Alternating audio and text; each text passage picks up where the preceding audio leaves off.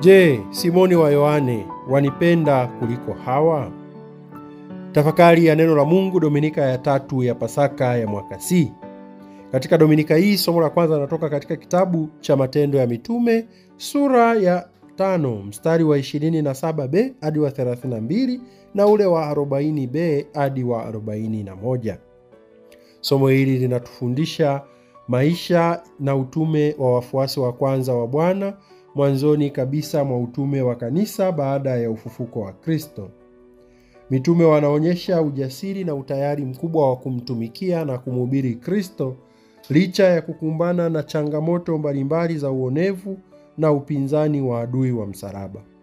Wanaonyesha kumwamini na kumtumainia Kristo aliye njia, ukweli na uzima. Kwa nguvu ya Roho Mtakatifu wanamhubiri Kristo bila uoga wala hofu yoyote, hata kama wanateswa na kukatazwa. Ni mwaliko kwetu sisi kwamba imetupasa kumtii Mungu kuliko kuwatii wanadamu. Tunapaswa nasi kuwa jasiri katika kushuhudia ufufuko wa Bwana wetu Yesu Kristo, kwa kushuhudia kila siku kwa maneno na matendo yetu ushuhuda wa ufufuko wa Bwana wetu Yesu Kristo. Somo la pili, kitabu cha Ufunuo sura ya 5 mstari wa 11 hadi wa 14. Kama ambavyo mitume kwa kupitia Petro wanavyoshuhudia uweza na mamlaka makubwa kwa ufufuko wa Bwana wetu Yesu Kristo, somo hili la pili linatuonyesha pia kwamba Yesu mfufuka anastahili kupokea uwezo na utajiri na hekima na nguvu na heshima, utukufu, baraka na sifa.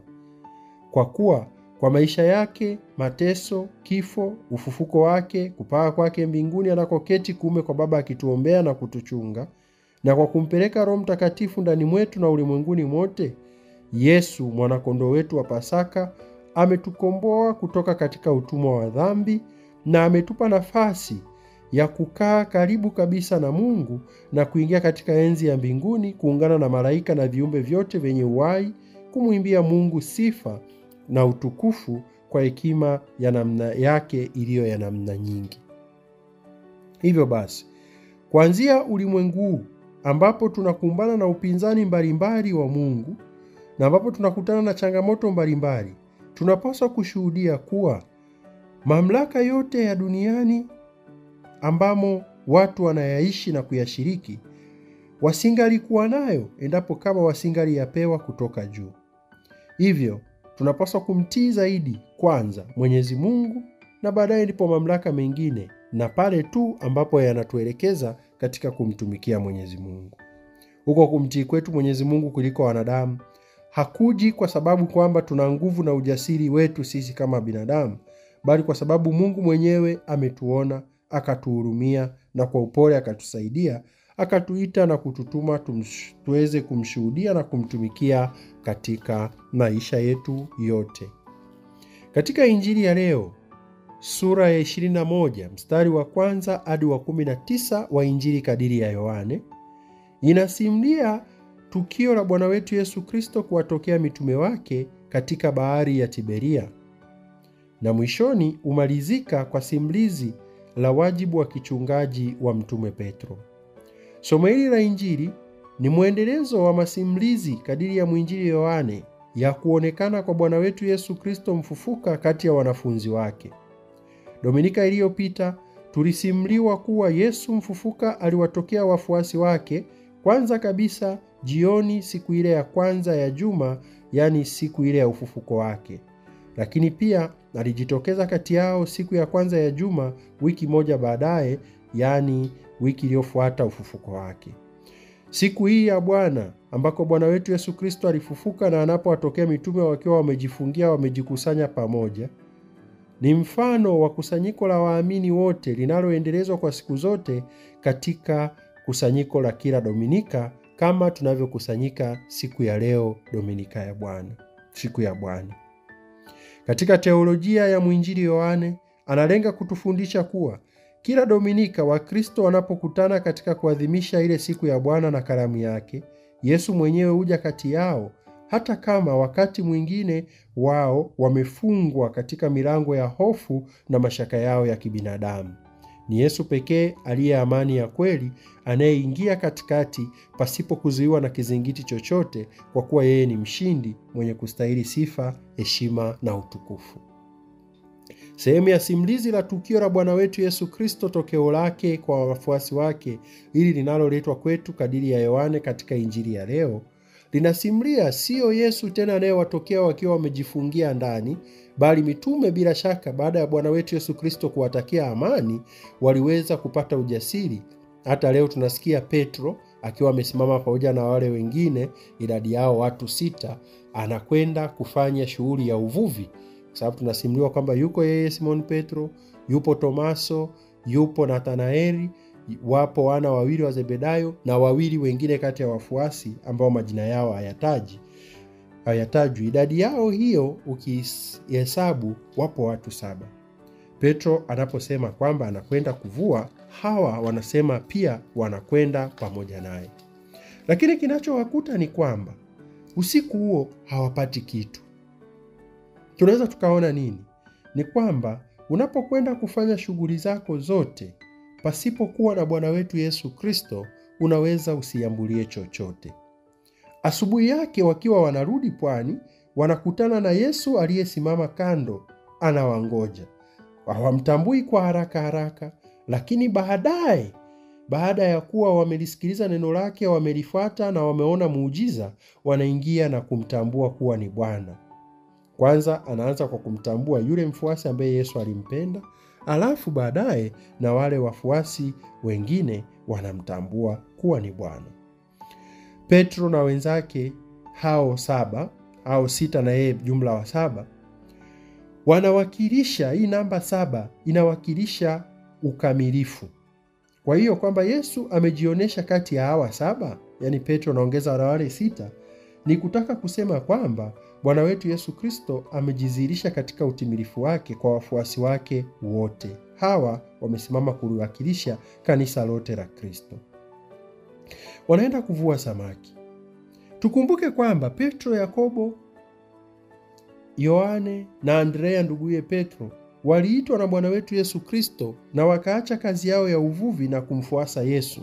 Masimulizi tunayosimuliwa kadiri ya Mathayo sura ya 4 mstari wa 18 hadi wa 22, Marko sura ya 1 mstari wa 16 hadi wa 20 na Luka sura ya 5 mstari wa 1 hadi wa 11. Yesu aliwaita kwamba watoke kuvua samaki wawe wavuvi wa watu. Lakini leo tunasikia wamerudi tena kuvua samaki. Na usiku ule hawakupata kitu. Uvuvi wa samaki, ishara hii ya uvuvi wa samaki katika kadiri ya lugha ya maandiko matakatifu, tukifahamu kwamba katika mapokeo na tamaduni za Israeli ni kwamba bahari au vyanzo vya maji viliwakilisha au vilionekana kuwa vyanzo vimojawapo vya maovu na hatari mbalimbali za adui Shetani. Hivyo Bwana wetu Yesu Kristo anapowatuma kulitupa jarife na kuvua samaki, ni ishara ya kuwatuma mitume hawa kumwangalia yeye ambaye ameketi kuume kwa Mungu, kama anavyoambia litupeni jarife upande wa kuume wa chombo. Ni kwamba anawatuma pande katika chombo hichi tunachosafiria dunia, ulimwengu huu, kumtazama yeye Bwana wetu Yesu Kristo aliyoketi mkono wa kuume wa Baba, na katika yeye anatuambia tutapata. Wanapata kweli samaki wengi. Samaki hawa wanasimama wakiwakilisha mambo mawili. Kwanza kabisa, samaki wanawakilisha watu, kama ambavyo Bwana wetu alisema mtakuwa wavuvi wa watu. Ni ishara ya ufuasi wao wa kuhubiri Injili na kuwavuta watu kuwaleta kwa Kristo. Lakini pia samaki wanaweza wakasimama wakiwakilisha matunda ya kazi ya utumishi tunaoufanya, ambayo ni kazi njema au inaweza ikawa kazi mbaya. Lakini katika somo hili la Injili takatifu, kama bahari inawakilisha uovu na kutoa samaki kwenye bahari kuwaleta pwani, kuwaleta katika chombo, ni kutoka katika uovu. Kwa hiyo ni kuwatoa watoke katika uovu. Basi samaki wanawakilisha wema, kuleta kazi njema, matunda ya kazi njema ambazo tunakuwa nazo. Tunaona kwamba usiku ule walipoenda kuvua ile siku ya kwanza wakupata kitu usiku ule, ila asubuhi walipata kitu, ingawaje asubuhi sio muda mzuri sana wa uvuvi kama wa usiku. Hiyo inatufundisha kwamba pamoja katika Zaburi ya 127 mstari wa kwanza hadi wa pili kwamba Bwana asipoijenga nyumba, waijengao wanafanya kazi bure. Bwana asipoulinda mji, waulindao wanakesha bure. Tumwalike Bwana wetu Yesu Kristo siku zote katika kazi zetu, ili atusindikize na atuongoze katika kazi hizo, na kwa maelekezo yake tu tuzifanye. Hivyo basi tunaweza kweli kupata matunda, na matunda hayo yatakuwa ni matunda ya kutupeleka kuingia katika ufalme wa mbinguni, tukiwa na matunda mema ya kazi zetu. Ndugu zangu, Bwana wetu Yesu Kristo kuwapo amesimama pwani ni ishara ya Bwana wetu Yesu Kristo ambaye ameketi kuume kwa Mungu, akitusubiri tunaposafiri katika boti hii, yaani kanisa, tunapoelekea katika ufalme huo. Je, tutakutwa wote tukiwa kati ya wale samaki waliovuliwa? Tutakuwa wote na matunda mema ya kazi njema za kuweza kuingia? Na Bwana wetu Yesu Kristo atakuwa kusema, leteni hapa samaki wachache mliowavua, tunayo cha kupeleka? Pale ambapo Bwana wetu Yesu Kristo ametuandalia karamu na kutualika tuweze kuijongea, kama alivyoalika mitume wake, njooni mfungue kinywa, baada ya kuwa amewawezesha kupata kitoweo. Je, sisi tutaenda kufungua kinywa tukiwa na matunda yapi? Tukiwa na samaki wapi wa kuweza kuwapeleka katika karamu hiyo ya mbinguni? Sio kwamba mbinguni tutapeleka sisi ndio tunaokuwa tunapeleka chakula, lakini mbinguni tunaingia na matunda ya kazi njema ambazo tumezifanya. Tumwombe Bwana wetu Yesu Kristo atupe nguvu ya kuishi katika ulimwengu huu, ingawaje kuna changamoto kubwa sana ya kuzuiwa tusiweze kumhubiri na kumfundisha Kristo. Tusiache hata kidogo, tuige mfano wa mitume na ujasiri ule. Kwa nguvu ya Roho Mtakatifu waliweza kutenda mambo mema mengi na kuwa jasiri kusema kwamba imetupasa kumtii Mungu kuliko wanadamu. Na sisi nasi tunapotumwa katika nafasi zetu, tunaposafiri katika mashua yetu haya, tuweze kufanya kwa bidii kazi ya Bwana wetu Yesu Kristo, pasipo kuogopa changamoto za vitisho, vipigo, makemeo na makatazo mbalimbali, ambapo pengine yanatoka kwa yule muovu ambaye hautaki ukweli utawale. Sisi tuutangaze, tuushuhudie huo ukweli katika maisha yetu. Baada ya kula, Bwana wetu Yesu Kristo anamuuliza Petro kama anampenda. Tukumbuke kabla ya mateso, kifo na ufufuko wa Bwana wetu Yesu Kristo, mtume Petro alimkana Bwana wetu Yesu Kristo mara 3. Na leo Bwana wetu Yesu Kristo ni kama anataka kujidhihirishia kama Petro anampenda, akimuuliza mara 3, huku akimtaja kwa jina lake la kuzaliwa. Tukumbuke kwamba jina Petro ni Yesu aliyempa, kadiri ya Injili ya Mathayo sura ya 16 mstari wa 18. Petro jina lake la mwanzo ni Simeoni na baba yake ni Yohane. Leo Yesu anamtaja kwa jina la baba yake, akimuuliza, unanipenda? Simoni wa Yohane, wanipenda kuliko hawa? Hapa kuliko hawa, watu wengine wanasema pengine kuliko hawa samaki ambao walikuwa wamemaliza kuwavua, au pengine kuliko hawa wafuasi wengine. Teoria zote mbili zinaweza zikakubalika. Kuliko hawa samaki ilikuwa ni kazi ya uvuvi wa Petro, alikuwa ni mambo yake. Ni kutaka kusema, je, wanipenda kuliko kazi zako za kila siku? Uko tayari kunifuata mimi kuliko mambo yako? Lakini pia kuliko hawa wenzake ni kwamba ili aweze kuwa kiongozi wao anayeongoza, lazima awe na upendo mkubwa na utayari ule wa kutoa nafsi yake kwa ajili ya wengine, kama Bwana wetu Yesu Kristo ambaye amekuwa na upendo mkubwa na kutoa uhai wake kwa ajili ya wengine, kama tunavyofundishwa na Injili ya Yohane sura ya 15 mstari wa 13. Hivyo mtume Petro katika maswali ya Bwana wetu Yesu Kristo anajibu kuwa anampenda. Na majibu haya na mjadala huu unatokea mbele ya wale wafuasi wengine wakisikiliza. Katika tamaduni za Israeli, ili neno liweze kuthibitika kuwa kweli, walihitajika mashahidi walau kuanzia 2 au 3. Lakini tunaona Petro hapa, wanaoshuhudia huku kukiri kwake imani, wako mashuhuda 6, sababu alikuwepo na wale wengine 6 wanaosikiliza mazungumzo haya. Anathibitisha kumpenda Kristo.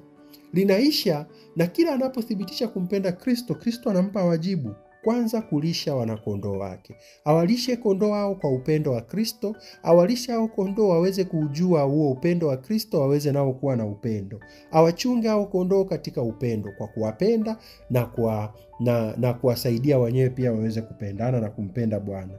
Lakini katika mara ya tatu Petro anapata mashaka kidogo, ila baadaye anakiri, Bwana, wewe wajua yote, wewe umetambua kuwa nakupenda.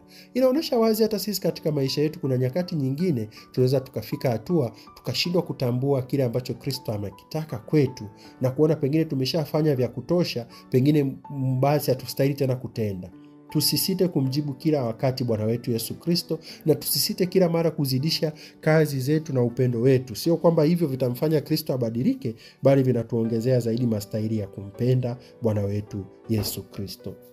Ndugu zangu, wajibu anaokabidhiwa Mtume Petro ni wajibu aliokabidhiwa Baba Mtakatifu katika kanisa, na ni wajibu ambao kila mmoja wetu kwa nafasi yake amekabidhiwa katika lile kundi ambalo Bwana wetu Yesu Kristo amempa kuliongoza, tukianzia kwa Baba Mtakatifu, maaskofu, mapadre, watawa na waamini walei kwenye familia, kazi zao na ofisi zao. Tumuombe Mungu atusaidie aweze kuwabariki makardinali katika uchaguzi wa Baba Mtakatifu mpya. Mungu aweze kuzipokea kazi njema za Baba Mtakatifu Francisco na kumpa pumziko la amani mbinguni, na Mungu atuwezeshe sisi tuweza kuisikiliza sauti yake na kila mara kumjibu, naam Bwana, wewe wajua kuwa nakupenda, na atualike tuende kufungua kinywa. Tumsifu Yesu Kristo.